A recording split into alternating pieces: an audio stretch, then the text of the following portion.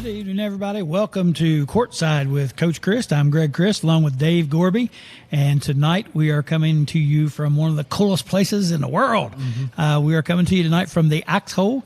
New business just started up over here in Beckley. And what a cool place this is, Dave. Absolutely. I came here a few weekends ago, and it just something different. Something different. And it was packed. You know, a lot of people in here that night, too. Something different and something fun. If you had never got a chance to do it. That's why it's fun. Yes, sir. You need to come here and check it out. It's on 328 Neville Street here in Beckley, West Virginia. And I'm telling you, it's a beautiful place, and it's a really a neat setup. They've got got some good snacks to eat on while you're tossing those axes around. You get up and you throw that axe and try to hit the bullseye. And I've done it before, and it's a lot of fun. It may not be something you want to do every night because you get the old axe shoulder. I know. You put some peas and carrots. That's what you got to do. That's right. Put it on the shoulder. Yeah, we talk about all these different athletes, and that's an athletic event when you start throwing those axes. That's why I was throwing the light axe. I didn't throw that heavy axe too much. Let me hold on just a minute. Jillian, you can come right through. It's not going to hurt anything. We have the workers here trying to go back and forth to the counter, so we told her to come on through. It's all right. I think she's not going to hurt anything. But anyway, really neat place and a lot of fun.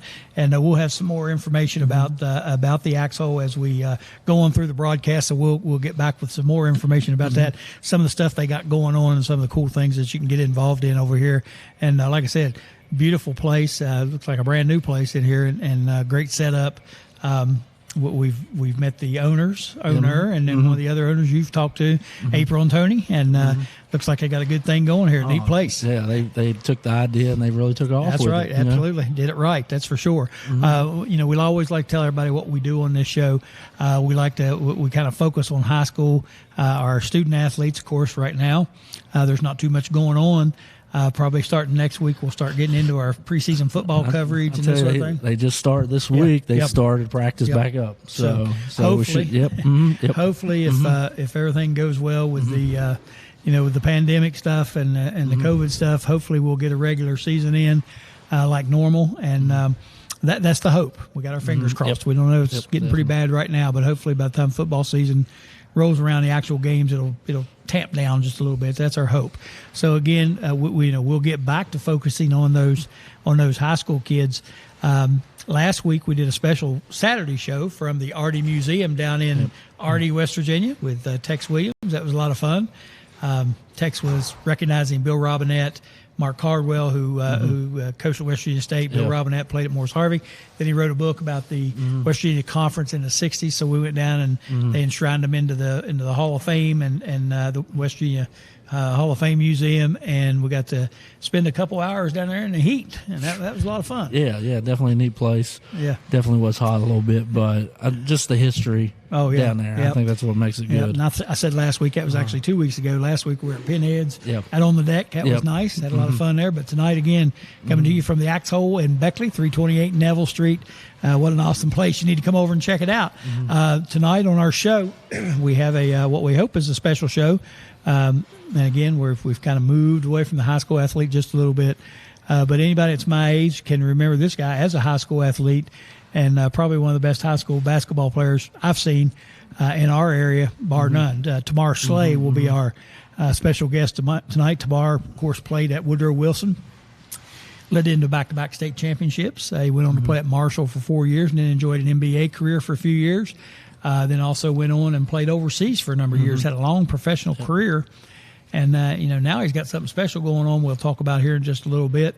But just like everybody else, Tamar will be subjected to shoot a three. That's right. He'll have to face those three questions.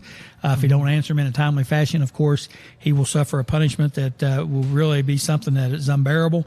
And we don't always know what that punishment is, but we'll get around to letting you know. Usually when they know that punishment's coming, they get their answers in pretty quickly. Now, last week, Coach Long was a little bit slow, but I think the judges gave him some credit because he was expounding a little bit on his answers. He was really working his way through the answers, and that helped his time a little bit, even though he got off time. That helped him some. So anyway, again, coming to you from the Axe Hole, we'll let you know more about what they got going on here. They've got some special events going on that you can get involved in. And again, I'm telling you, come throw these axes. That's a lot of fun. Oh, I know. A lot of fun. They've got some stress beaters and that sort of thing. we could all use every now and then fire an axe into the wall. Who don't want to do that? Also, of course, we have our regular segment on with Dr. Crist, the house call with Dr. Crist, what we call that.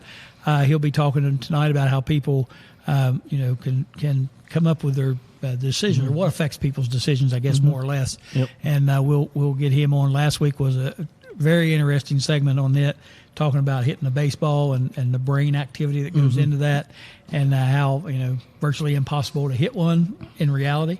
But there's some other stuff going on there with the brain that makes it possible for these guys, and that was really interesting. That was a great segment and very interesting. Yeah, it was good. It definitely was good. So we'll get Dr. Crist on later on tonight talking about that, and it should be a lot of fun. So got a good show for you again, and we're coming to you from the Axe Hole in Beckley. It's 328 Neville Street.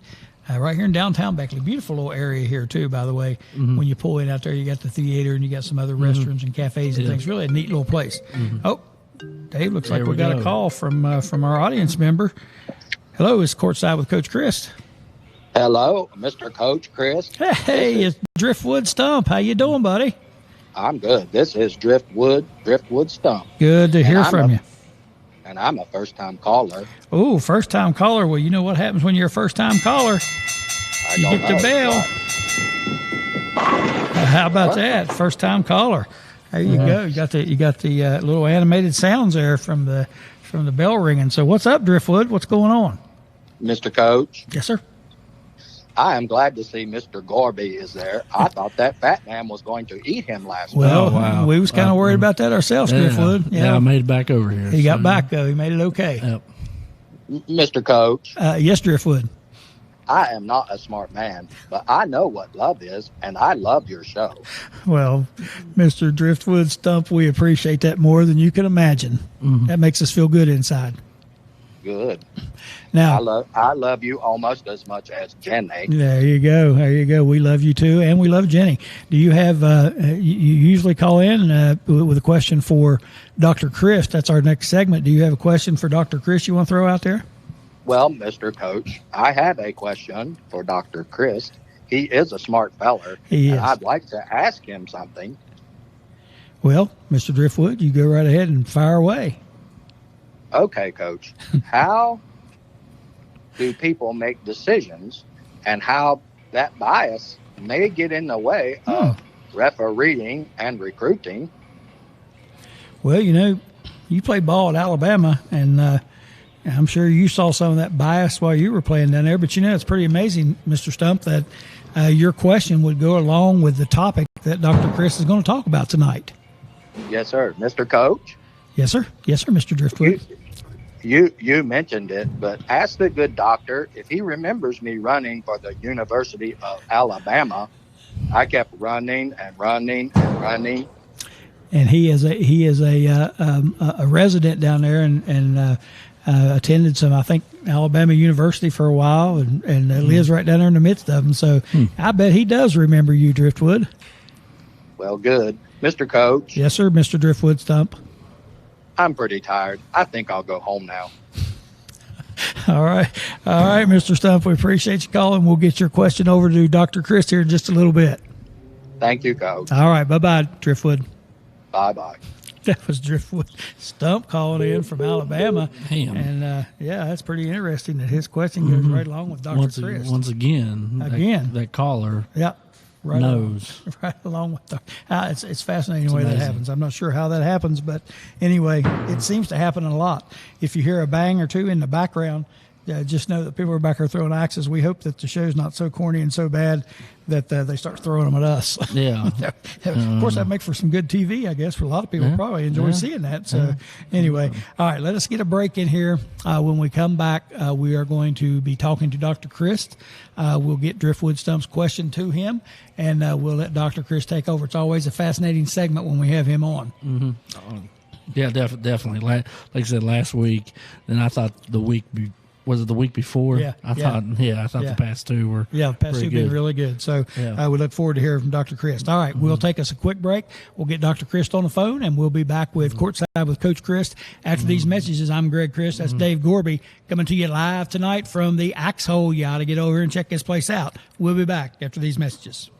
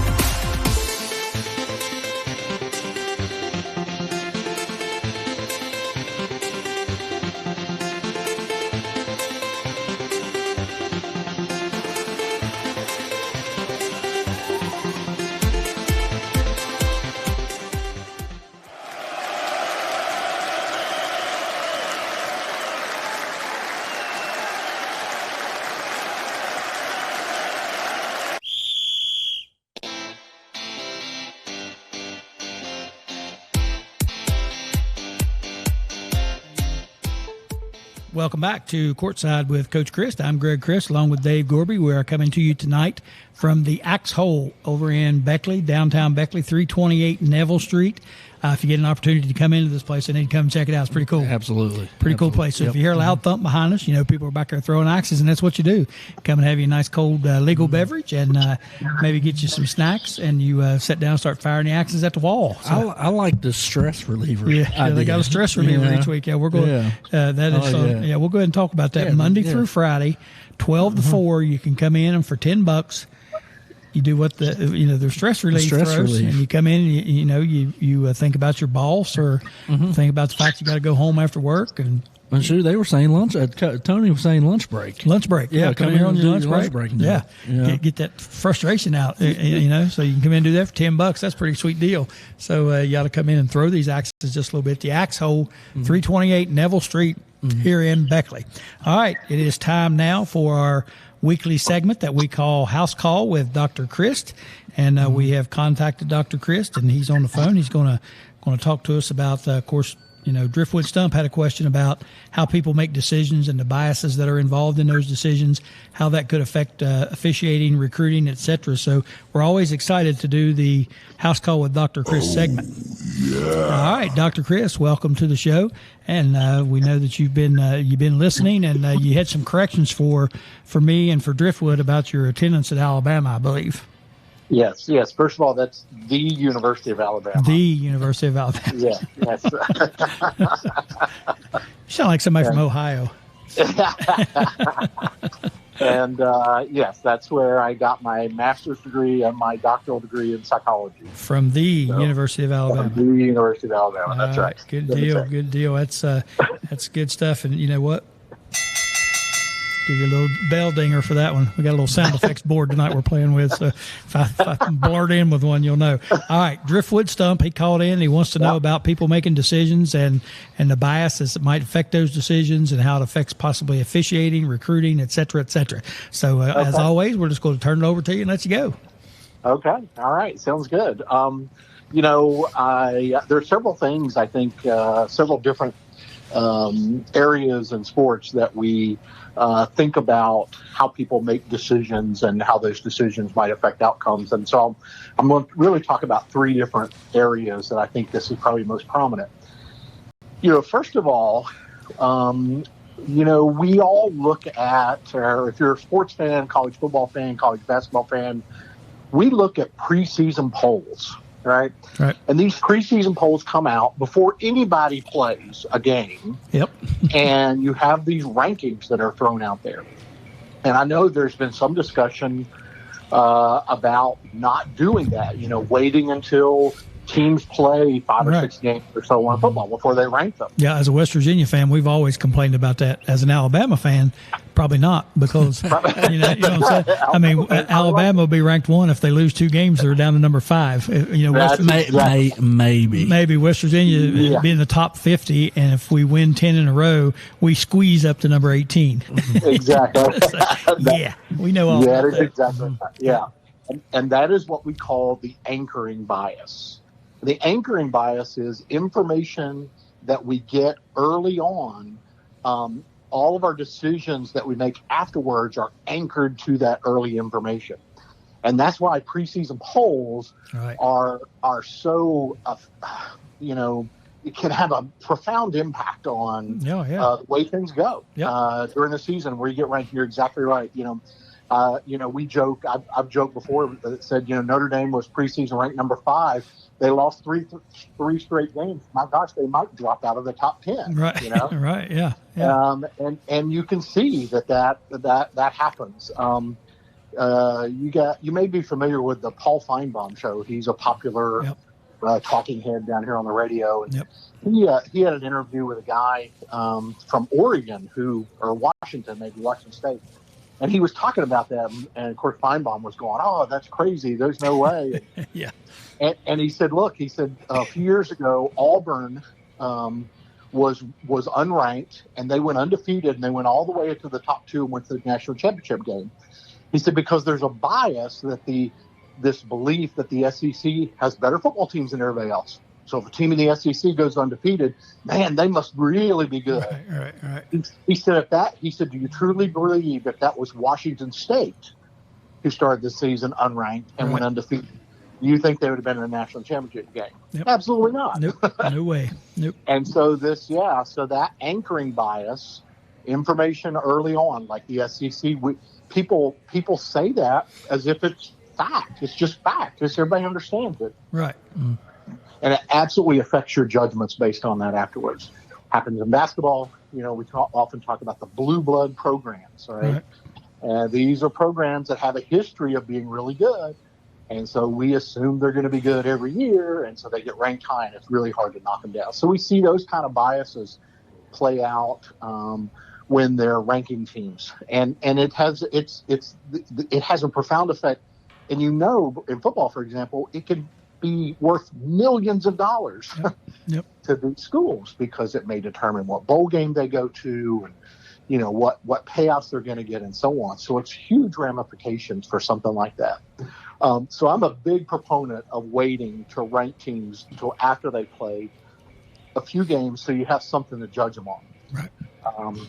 The fact that one team beat another team last year or 2 years in a row or 3 years ago has nothing to do with whether or not they'll win this one. And that would be a much fairer way to do it.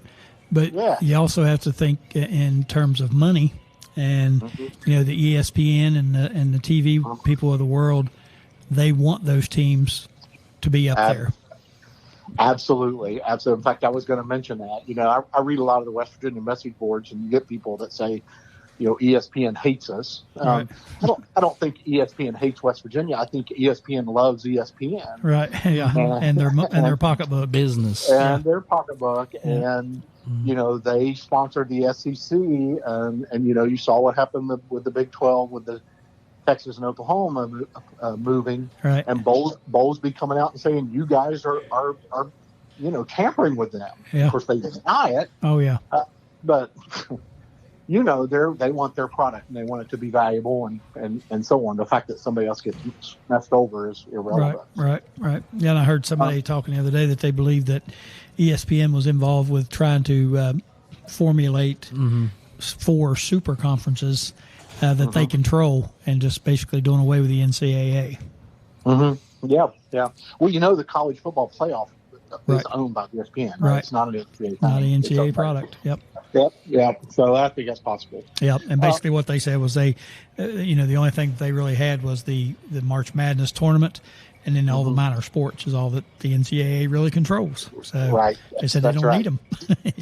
That's exactly right. Of course, and of course, I'd be glad. I think the NCAA has been a foolish organization all along with some of the rules and things that they, implemented, and the fact that they, wouldn't share in the revenue and let the kids are out there playing like crazy and they're making billions of dollars, and I think Rome falls. So it doesn't bother me a whole lot that the NCAA doesn't have a part in it, but it doesn't help that it's ESPN because it's probably a much bigger organization.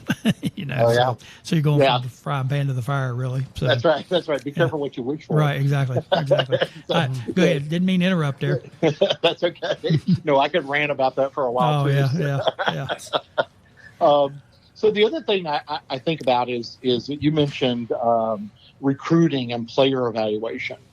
We've seen this. I've seen this played out a couple of times. It was several years ago. We had West Virginia had signed a couple of recruits, and kind of late in the game, they flipped to Penn State. Right. And I can't remember their names, but what I do remember is that when they were recruited by West Virginia, they were rated 3 stars, and when they flipped to Penn State, they were rated 4. Right. You see down here the Nick Saban effect. Somebody will be a 2-star, and they see Nick Saban's recruiting him, and all of a sudden they're 4 stars. Right. Right. And so what happened to all that objective evaluation? All that data and evaluation you're supposed to be so objective about. What happens to that? Well, what happens to that is, again, it's one of these biases that creep in. And we assume that somebody like Nick Saban, who's such a successful coach, he must know more about players than anybody else. Right. And so if he's recruiting them, they must be better than we thought they were. Right. All right. And so what you want to do is you kind of confirm what you believe in. The other thing, though, I think that happens with recruiting is something we call the halo effect. And the halo effect is when we see that somebody is good at one thing, we assume that they are good at other things, even though those things aren't related at all. All right. That happens with football and basketball players. We see that they're good at a hook shot, so they must be good at dribbling the basketball or whatever. Right. Those are 2 different things. But we also see that halo effect when we assume. Ooh, was that an act? It was an act. Somebody throw an act at you? I jumped. Yeah. I told Gorby, I said, I hope they don't think our show's too corny and they start throwing axes at us. What? They're right out of here. Oh, yeah. But yeah, that's axe there. Maybe, I don't know if, probably can't see them. I'm looking up at the screen. They're just down one stall further down. Maybe here in a minute, Darren, get a view of them throwing the axe in. So you can see them going and pulling it out of the wall, but you can't see them throwing it. So, yeah. Go ahead. I'm sorry. Okay. Well, I was just going to say that. So what happens is we have all these things that are we assume are objective. We have these objective evaluations. The NFL puts players through this combine. The NBA puts players through the combine, and they have them do all these things. Right. In the NFL, they're running the 40-yard dash, and they're doing this high jump, and they're doing all these things. And those types of data, that type of data, heavily influences where players get drafted. Right. And yet there's no evidence that that's related to how good a football player is going to be.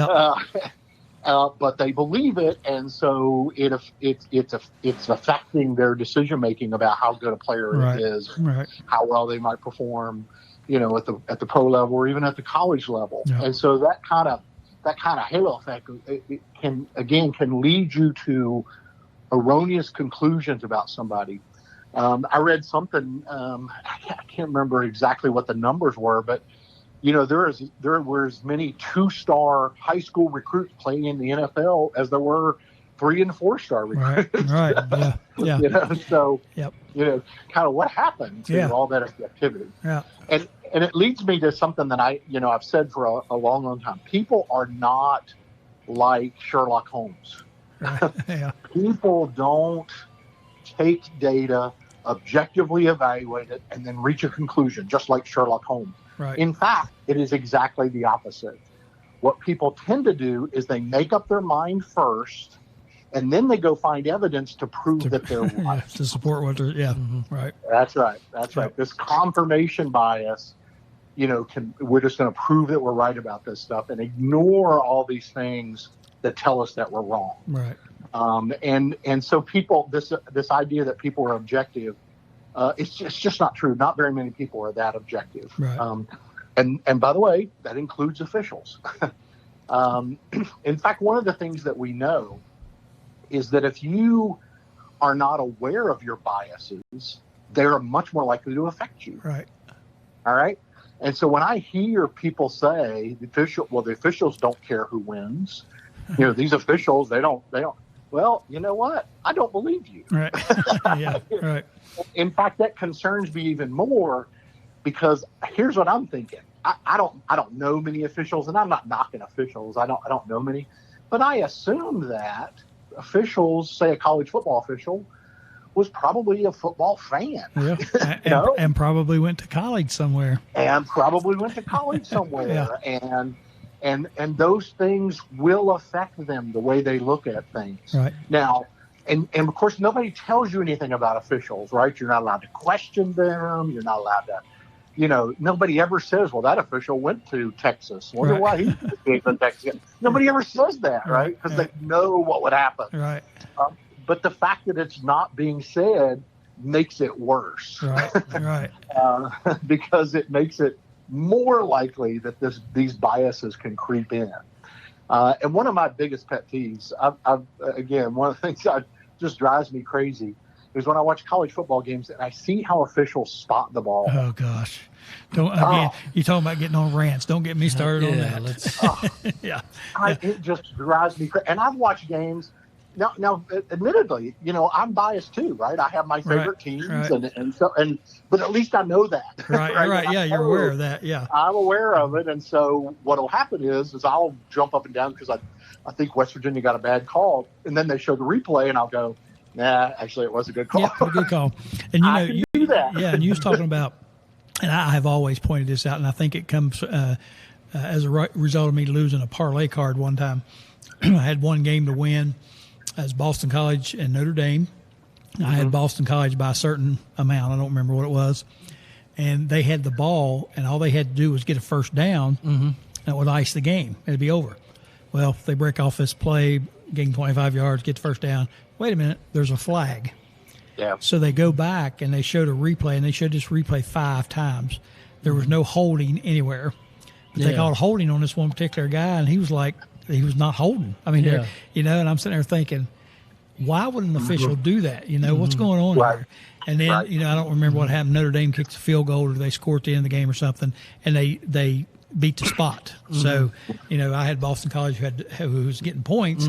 This beat the spot. And I just thought right then, something ain't right about that, Yeah. But what I always notice in games, and this is any game, of course I notice, like you said, in West Virginia games more than others because I'm biased. I want West Virginia to win, obviously. And but I notice when they come in and they'll spot the ball, you don't realize what a major impact that has.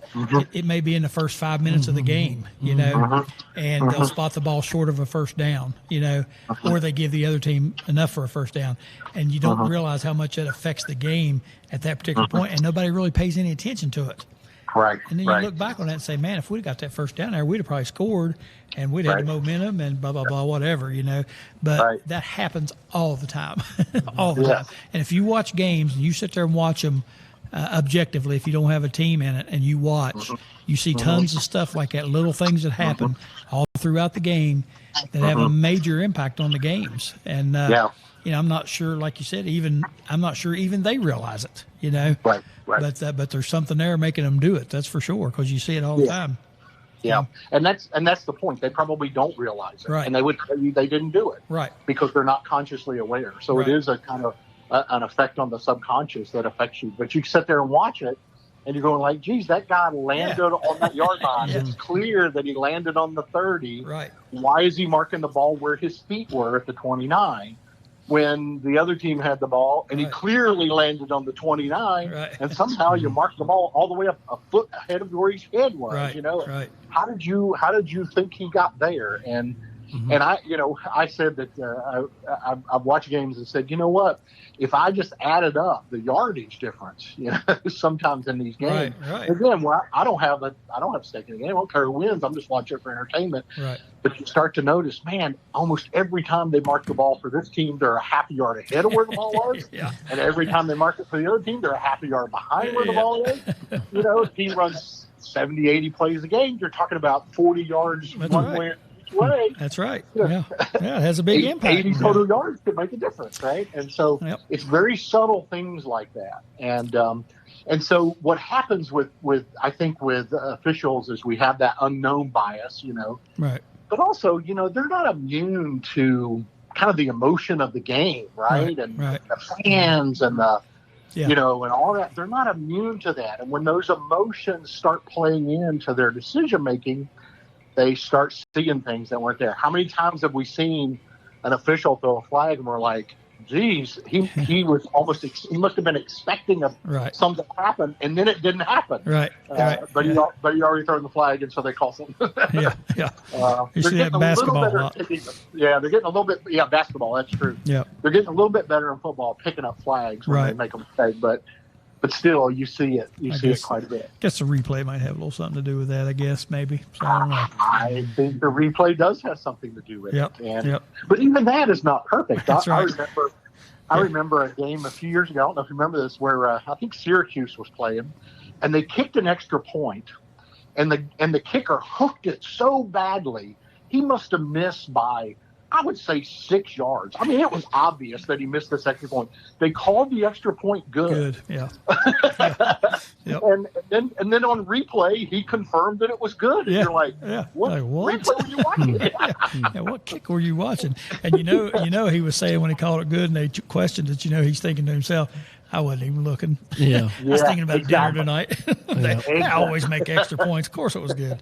So, I hate to cut you off because this is always interesting, but we're running a little bit short on time, so we're going to let you go. I'm sure Driftwood Stump's going to be tickled with the answers that you gave him, and I'm sure he's looking forward to calling in again. But anyway, interesting stuff as always.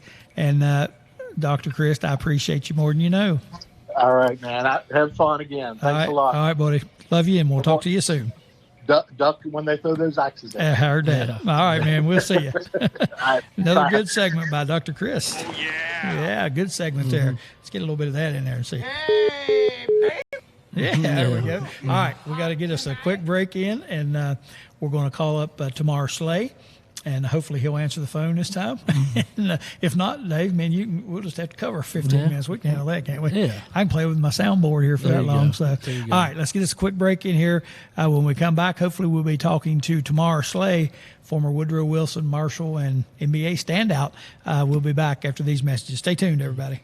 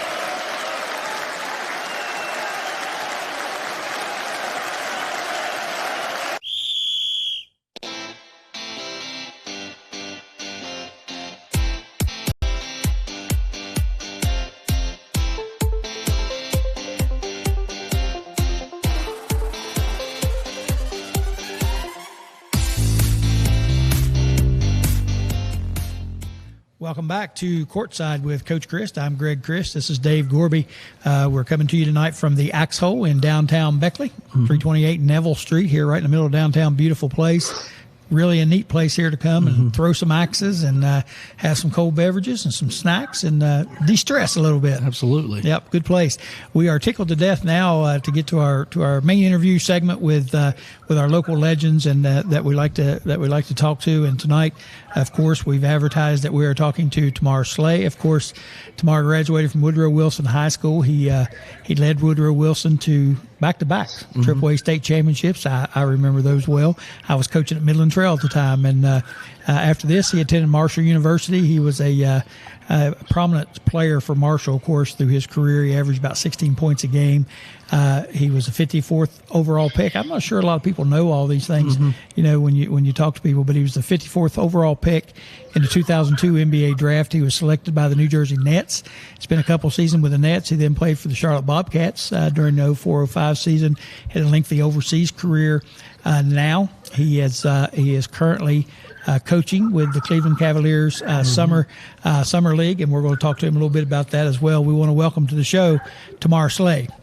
Tamar, appreciate you. Hey guys! Thanks for having me. Yeah, thanks for the introduction. We're tickled to death, man. We like I said, we like to recognize these local folks, and it's odd around here.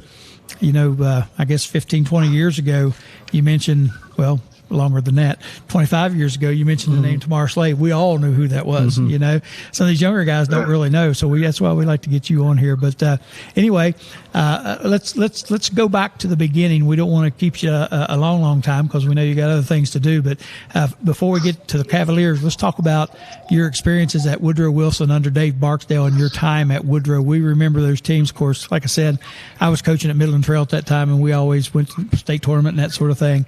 We got to watch you play a lot, and it was very impressive. And we just want to talk to you a little bit about your time at Woodrow Wilson and working under Coach Barksdale. Yeah, well, I think that was the time where my foundation was set on, who I was going to be as a basketball player throughout my career. Dave Barksdale, he instilled, teamwork, toughness, just that eye of the tiger, that approach to the game. And that was something that I carried with me, throughout my career. And, I look back and I think about some of the teams we had my junior year. That was my first championship. And, every time I think about it, I still get chill bumps. Right. And then my senior year, we kind of, we dominated the state that year. With I think we had 3 or 4 players that were Division I. So, it was a fun time, and I think back now, I'm 41 years old, how long ago that was, but it still feels like it was yesterday, and I still keep in touch with a lot of those guys. So, it was a fun time, fun time in my life. And I'll tell you, it seems like yesterday to us too, going down there and watching you guys play. Some pretty awesome teams, and we always enjoyed watching you guys. You went on to Marshall. You had an exceptional career at Marshall. 16 points a game basically over a 4-year period. Obviously that helped you, get yourself prepared for the pros. Talk a little bit about that time in your life when you were at Marshall. Well, I mean, again, leaving Woodrow, going to Marshall, playing under Greg White, was again a fantastic experience. Coach White was, an enthusiastic coach that was big on, our character off the court, right. What I mean? Because, he was, sort of a father figure for a lot of us. So, just that experience, 4 years at Marshall, the relationship. I just now was on the phone with Coach Cornelius Jackson. We still talk once or twice a week, so the relationship that you build in college are lifelong. Right. I still talk to those guys a lot. And, we never did make it to the NCAA tournament. That was the goal. So I still lose sleep over there from time to time, just trying to what happened? Why couldn't we get there? Right. But overall, we had a great run. We won over 20 games in 3 years, man, each year. So, So, you know, it was a fun experience. And I was, you know, I'm a Hall of Famer. I got drafted out of there. So, you know, I was in the right place. Absolutely. And you talk about, you mentioned getting drafted. That was the next question I had. Just to ask you to talk a little bit about, you know, your time in the NBA, then you played around the world really in overseas basketball. Talk about that experience and you know, how that's led you to where you're at now. Yeah, well, I mean, getting drafted, you know, it's still one of the best nights of my life. You know, hearing my name called, and just, you know, just that feeling that you have that you worked so hard for, is something that I'll never forget. And you know, being able to play in NBA, I played in NBA Finals. I'm an Eastern Conference champion. You know, I got to play against Michael Jordan, Kobe Bryant, LeBron James. You know what I'm saying? So those are memories. Those are stories that I tell it to my campers now. They can't believe, you know. So it changed not only my life, it changed my family's life. You know, my family's in a much better situation now because I've got drafted. And then going overseas, experiencing playing in Italy, playing in Jerusalem, visiting countries like Russia and Germany, and, you know, feeling comfortable navigating through a different country is something growing up in West Virginia I never imagined I would experience. So, you know, it grew me up. So, you know, basketball has been great for me, for sure. Right. Well, it's, you know, for these young kids around here nowadays, if they look at that and just see where, you know, they can get through some hard work and a couple of breaks here and there, it's pretty phenomenal when you talk to a local person that's been, you know, basically all over the world and, you know, played in NBA Finals, played against some of those people you mentioned. For a guy from Beckley, West Virginia, that's pretty cool.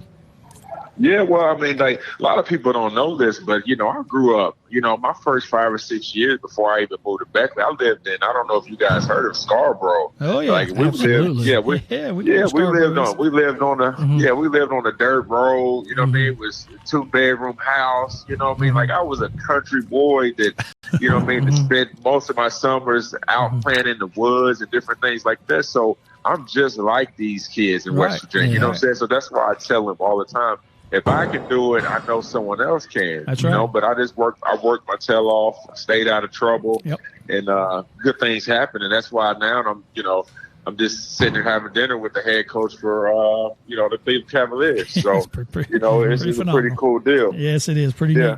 Now, you mentioned the Cleveland Cavaliers. That's what we want to talk to you about as well. You are now coaching with the Cleveland Cavaliers organization in their summer league.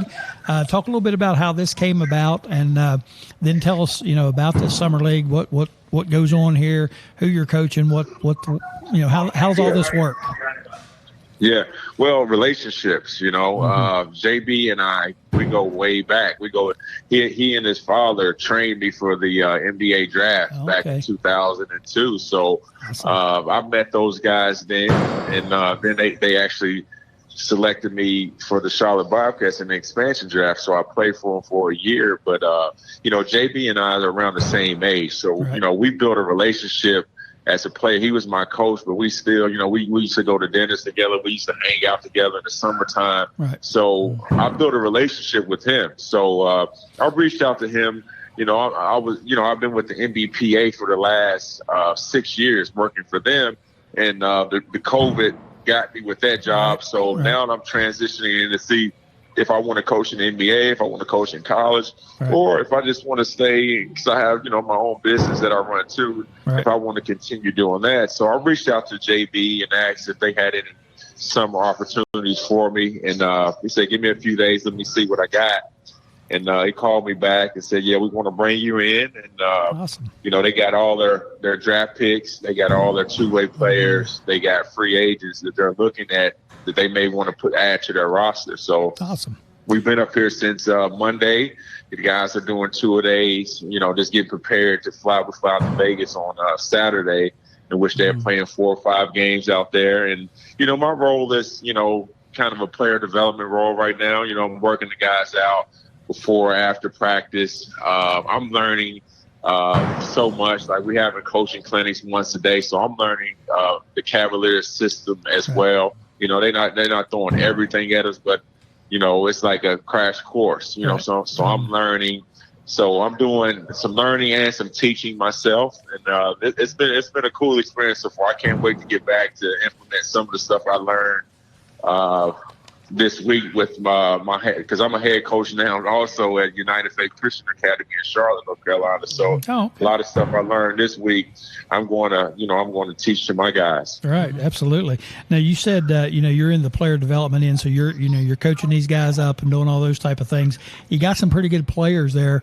I'm just curious to know, as part of the coaching staff, do you guys sit around and say, we need to let the higher ups know about this, or do the higher ups sit and watch you play and watch these guys develop? And oh, they're in there. They're there. Okay. They're in there. They're in there the entire day with their notepads out, evaluating these guys, because it's a lot of money at stake up there. Yeah, so they make sure they got. I mean, they film. It's crazy because I haven't been around in a while. They film everything, every practice, every movement these guys make is documented. Right. And they even chart how many shots a player takes throughout the course of a season, whether it's in practice, whether it's after practice, or whatever the case may be. So, it's detailed. It's real detailed. Unbelievable. Now you got the Cavs had you got 12 players on this summer league roster right now, but of course a lot of people are interested in Evan Mobley, the Pac-12 Player of the Year. Talk a little bit about him. How's he coming along? Yeah, he's legit 7 foot. So I mean, his wingspan is 7'8", quick off the dribble, really skilled. He can look like he can touch the rim just standing on his tippy toes. But again, he's young. He needs to get stronger. Right.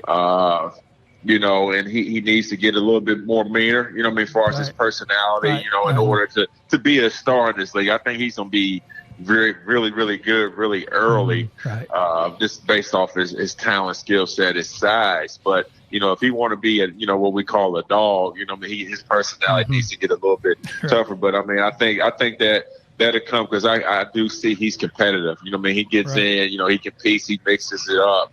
So, as soon as he's 19 years old and he's still a kid, so all that'll come. Right. Yeah. Well, we hope that you if you decide to stick with it, these West Virginia guys are starting to take over in that NBA. You got Joe Mazzulla's up there with Boston. He's doing that now, and we got Mike Gansey involved. Well, I was just about to say his higher up is Mike Gansey. I've been giving him a hard time. He was 0-2 against Marshall. Don't say anything like that. Now, we got a big WVU fan sitting here, so. Actually, Gansey was my boy in school back in the day. Him and Gansey were big buddies in school, so you have to watch. Oh, really? Yeah. And Joe Mazzulla and I are really good friends too. So, you have to watch, man. Just a small world, Well, my son actually worked with Joe, and I got to know him when my son was at Glenville, and Joe was at Glenville, and then they transferred to Fairmont together, and he's been at my house, and now he's with the Boston Celtics. And I'm looking at him going, wow, that's awesome. But he's just a guy, you know what I mean? He's just a guy. Yeah. I hope this works out, if you decide to stick with it.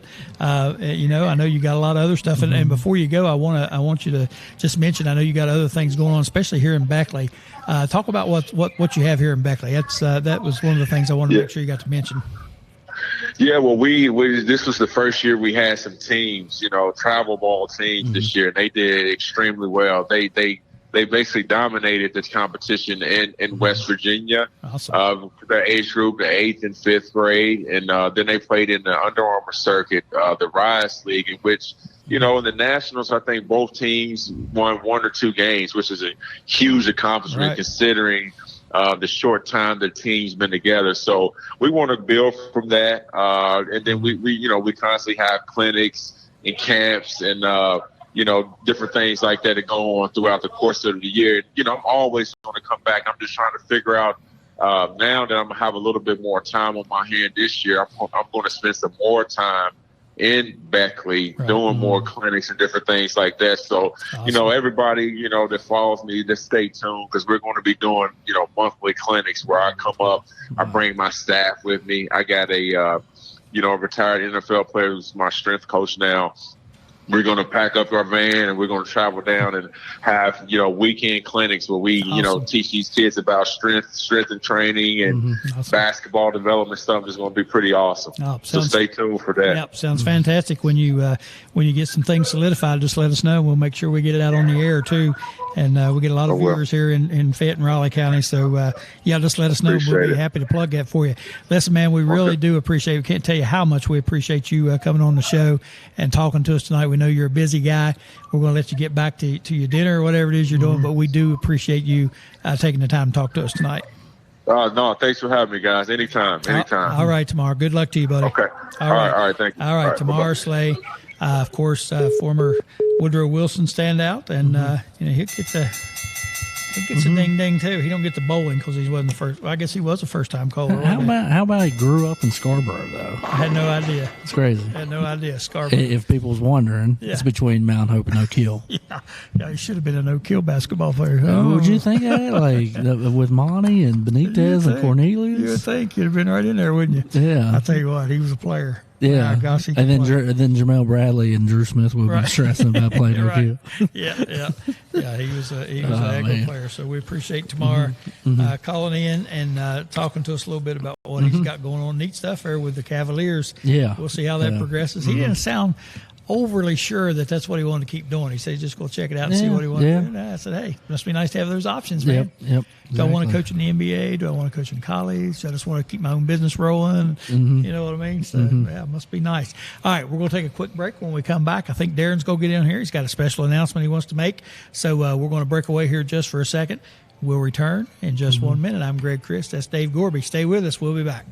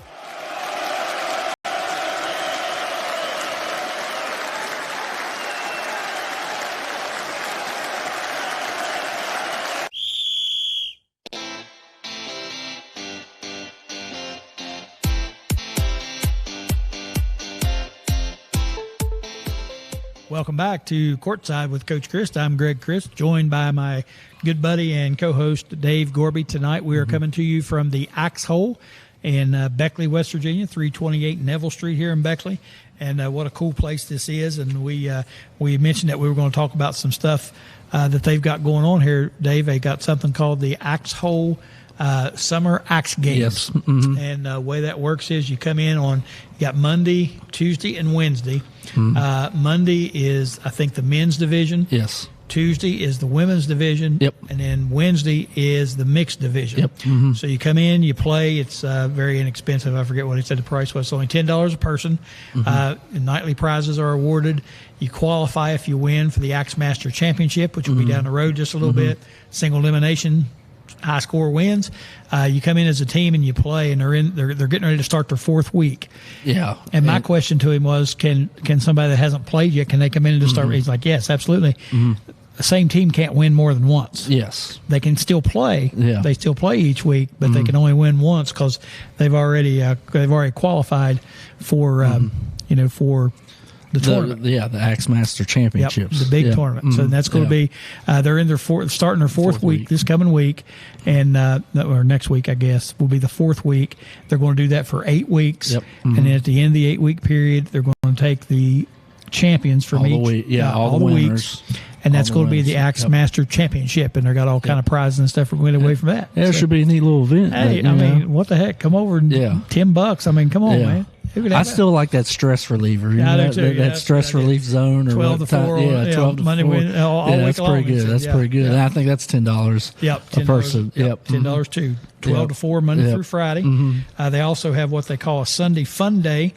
Sunday Fun Day is $15 for all day. There you go. So I mean, all day long. Come on in, people. You have to watch getting that axe shoulder all marked up, but. Yeah, I know April and meeting Tony this evening. Good dude. Good people. So definitely appreciate them letting us come here and do the show. Yep, appreciate them letting us do the show from here, and it's been a fun night. We've got Darren's going to step in here. He's got a few things he wants to say, but it's been a good show here from the Axe Hole, and we appreciate them again inviting us in to mess around here a little bit in Auxiliary, and we've had a good time here. It's a neat place. We ate some good food. And we actually had a few people throwing some axes back there, so that was a little scary. But Darren's here, and Darren has a few announcements he'd like to make and some things he'd like to pass on to the audience. So, Darren, take it away, buddy. Yeah, I'm not used to being on this side of the camera there, Coach. I was getting ready to say, you come out on this side of the camera, it's hard to tell what might happen. Yeah, you'll be taking my job before long. I prefer staying on the other end of the camera. I don't blame you. But we have a couple of things that we want to announce here today. This past weekend, I had a nice meeting up in Greenbrier County, and I am honored to announce that we are forming a brand new broadcast company. It's called Blue Horizon Media LLC. Awesome. That is a joint ownership between myself and Mr. Joe Sharp from up in Lewisburg. And a product of that new company will be a brand new channel.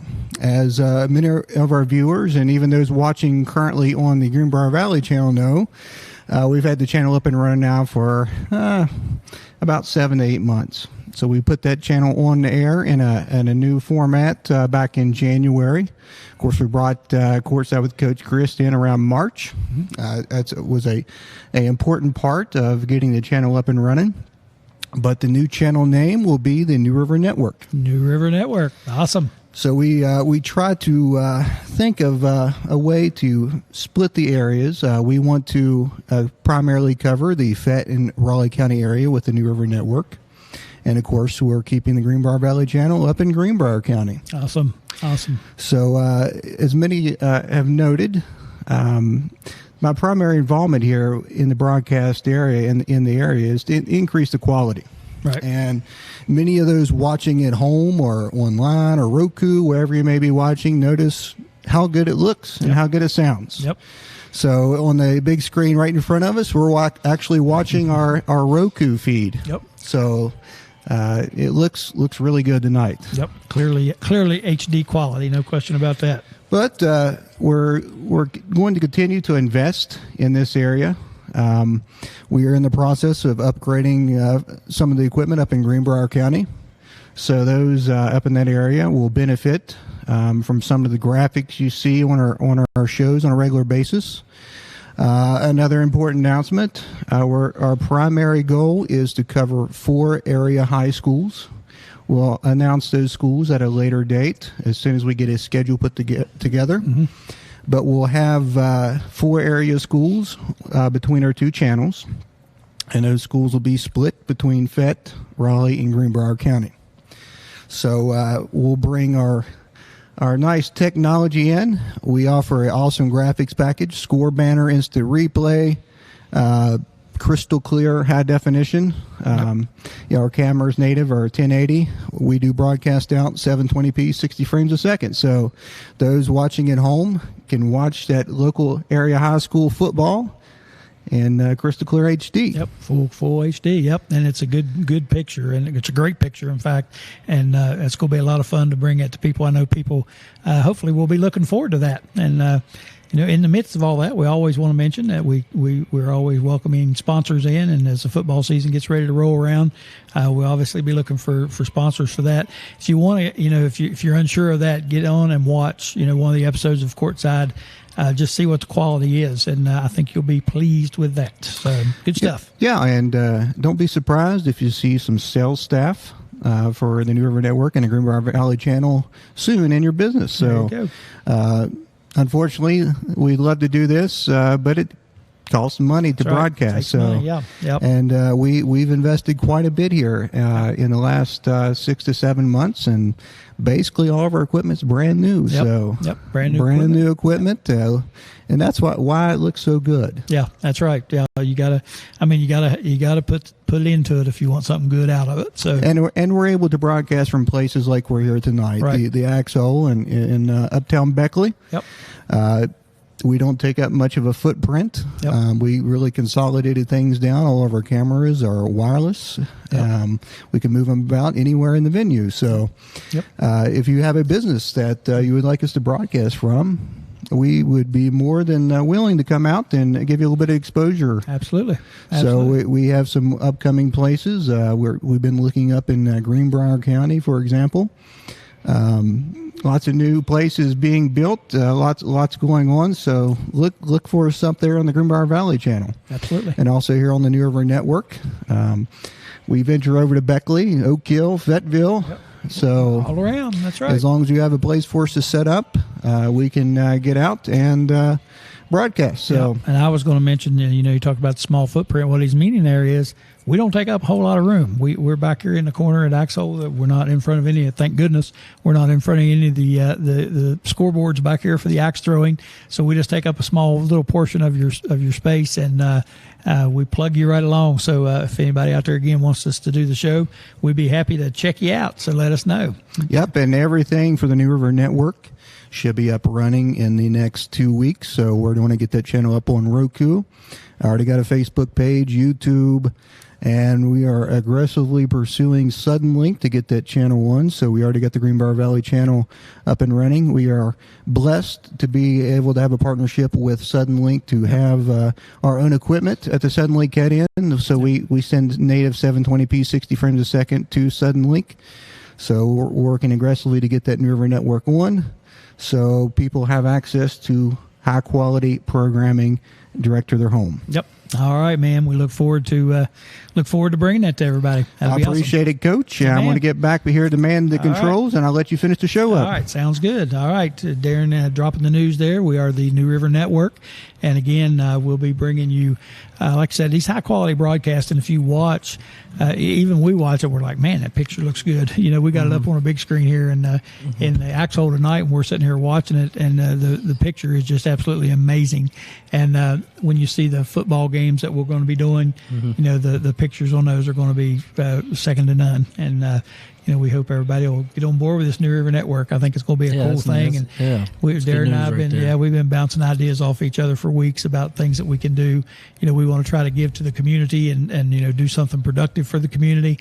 And we think this is a good start. So we'll have all these games, and of course the Courtside show. As long as he don't run us off on this, we'll be good. So, but anyway, all that's good news, and we're running way late tonight, out of time, but that's all right. We had some important announcements we want to drop, and again, we want to thank the Axe Hole for having us over tonight, and we really enjoyed this. We'll have to come back to this place. It's a cool place. We might have to come back, just me and you come back, and stress relief. That's right, get stress relief. The next time we come to do the show, you'll come a couple hours early, get rid of some of the stress, and then we'll have a laid back show. Yeah, so, all right. We want to thank everybody that joined us tonight to make this such a good show. Well, it's because we're so tense. That's right. Yeah. We need to relax a little bit. We appreciate Tamar Slade joining us. Go ahead if you want to. I was just apologizing for interrupting. That's all right. We had Tamar Slade on. We enjoyed that. Woodrow Wilson standout, Marshall standout, and a great NBA player as well as a player worldwide. Got to take a trip around the world and play basketball. You can't do much better than that. We also want to thank Driftwood Stump for calling in with his fine question for Dr. Crist, and as always, Dr. Crist with a fantastic segment, very interesting segment about biases and the way people think, and it affects their actions somewhat. So we appreciate all of that. We forego the Athlete of the Week this week because, frankly, we don't have a whole lot going on right now. Practices are just beginning for football. It's been a week on that. There's just not a lot going on. So we're going to forego the Athlete of the Week for a couple of weeks here probably before we get back into some action. So it shouldn't be too much longer. We'll start having those again. Anyway, that's going to do it for tonight from the Axe Hole here in Beckley, 328 Neville Street, downtown Beckley. You got to come up and check out the Axe Hole. Cool place. That's Dave Gorby. I'm Greg Crist. We appreciate everyone for joining us tonight. We appreciate all of our callers and our interviewers. We look forward to doing it again for you next week. So have a good night, everybody.